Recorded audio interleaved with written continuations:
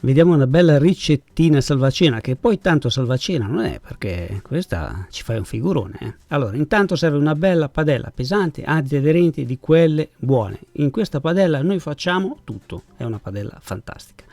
Utilizzeremo circa mezzo chilo di patate rosse, gialle, quelle che avete, belle, pulite, pelate, le tagliamo a pezzi piuttosto piccoli. Questa cosa è importante perché sennò dopo non vi si cuociono più.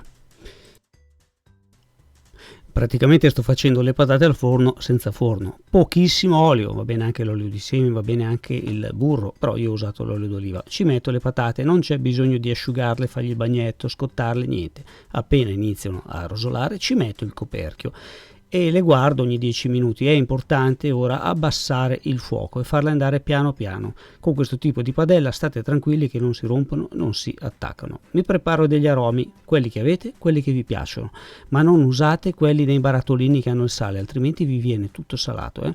Quindi utilizzate quelli che volete purché siano freschi o comunque senza il sale. Va bene anche quelli secchi, basta che li tritate finemente. Ci servirà un filettino di maiale, circa 400-450 grammi, che va bene per 3-4 persone. Questa ricetta è di una semplicità incredibile, ci fate un figurone ed è facile e veloce da fare, in mezz'oretta circa fate tutto. Allora, un po' di aromi sulla carne, circa la metà, un po' di pepe. Sale non ne metto perché dopo andremo a mettere il prosciutto o il bacon o lo speck, quello che volete, che è già fin troppo salato e quindi è meglio non mettere il sale. Una bella strofinata e teniamo d'occhio le patate ogni 5-10 minuti. Diamogli un'occhiata, una giratina, le fate saltare oppure usate un attrezzo in silicone e le mischiate.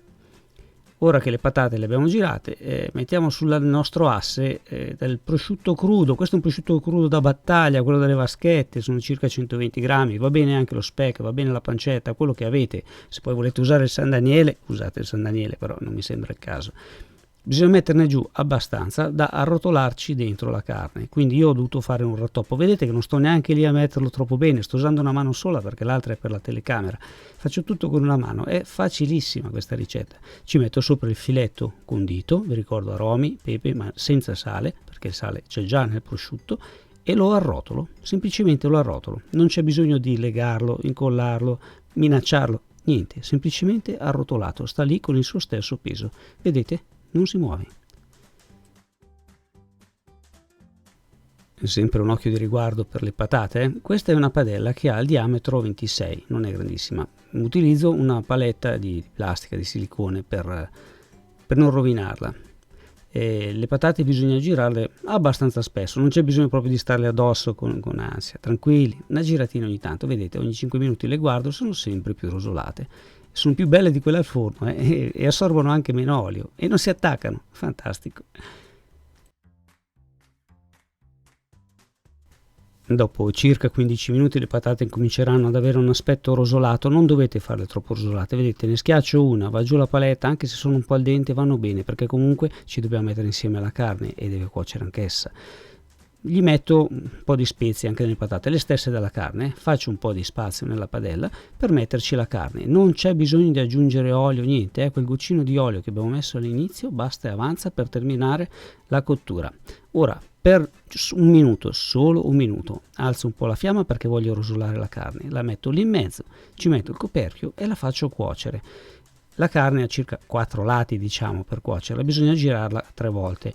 Gli facciamo fare 4 minuti per ogni lato, quindi rimetto il coperchio, aspettiamo 4 minuti, abbasso la fiamma come era prima e aspettiamo 4 minuti. Dopo 4 minuti eccola qui, vedete, comincia ad avere un aspetto che sta cuocendo. La giro dall'altra parte, semplice per semplice, gli rimetto il coperchio, una piccola mossa alle patatine magari, giusto che non si attacchino, no che non si attacchino, che non si cuociano troppo da una parte sola, è una questione di estetica più che altro. Ancora un po' di rosmarino che mi era rimasto sul tavolo, così abbiamo pulito anche l'asse e ci rimetto il coperchio.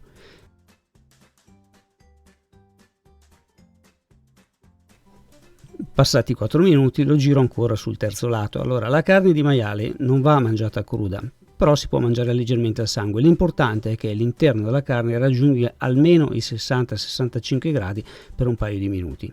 Quindi deve essere rosé, però non fatela troppo cotta perché sennò diventa asciutta, perché è una carne molto magro, il filetto è davvero magrissimo, poi diventa asciutto. Quindi fate come vi ho detto, fate 4 minuti per lato e dopo la terza volta che lo girate è pronto da tagliare. Questa va tagliata e mangiata, non tenetela in giro. Infatti Zampa ha capito tutto. Me la metto sull'asse un attimo, le patate sono già pronte, vedete che è vagamente rosa, esce ancora un po' del suo succo, però l'interno è caldo, ha raggiunto i 60 gradi. La taglio a fette anche piuttosto grosse, la rimetto in padella, perché questa è una bella padella pesante e me la tiene calda, la metto in mezzo al tavolo e ce la mangiamo. Ciao a tutti da Gabriele.